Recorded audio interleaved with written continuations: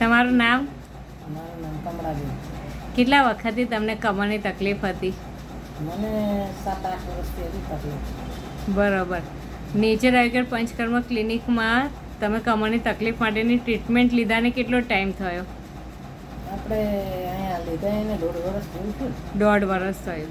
1.5 વર્ષ પહેલાં જે તમે ટ્રીટમેન્ટ લીધી હતી પછી આ 1.5 વર્ષમાં કમરનો દુખાવો ફરી તકલીફ થઈ હોય પહેલાં જેવી કે દુખાવો થતો એવું ફીલ થાય છે તમને? ના, અત્યારે કશું નથી થતું. પહેલાં ગમે ત્યાં દવા લેવા જતી ને તો 15 મહિને મને બહુ તકલીફ થઈ જતી. બરાબર. એટલે રિપોર્ટો કરાવવા પડતા, બાટલા કોઈ ચડાવે. હવે તમને જે અત્યારે કમરની તકલીફ નથી થતી એના માટે તમે શું ડાયટ ફોલો કરો છો? તમે સવારે જમવામાં શું લો છો? સવારમાં શાક રોટલી.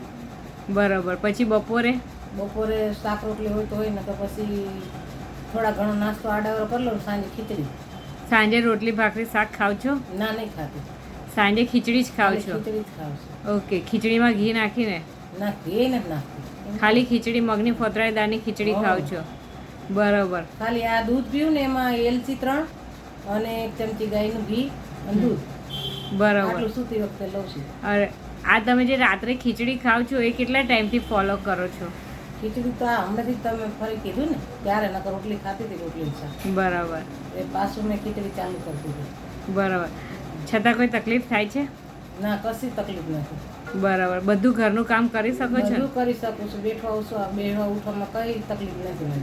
બરાબર. કામે બધું કરી શકું છું. કપડાં તો તમારી 8 વર્ષની તકલીફ હતી હા. એમાં અત્યારે કઈ જ તકલીફ નથી. અત્યારે તમે કશી રૂટીન તકલીફ બધું નથી. ઘરનું કામ કરી શકો છો. હા. પહેલા તો એક કપડું ધોવું ને તો મને એમ થાય કે હું જલ્દી ઊભી થઈ જાવ. અત્યારે તો જેટલા કપડાં હોય ને એટલા ધોઈને ઊભી થાવ છું. કપડાં વપડા બધું ધોઈ શકો છો? બધું કામ કરી શકું. વાસણ ઉટકવાના હોય કે બધું કરી શકો છો? કપડાં, વાસણ, કચરા, પોતા બધું કરું.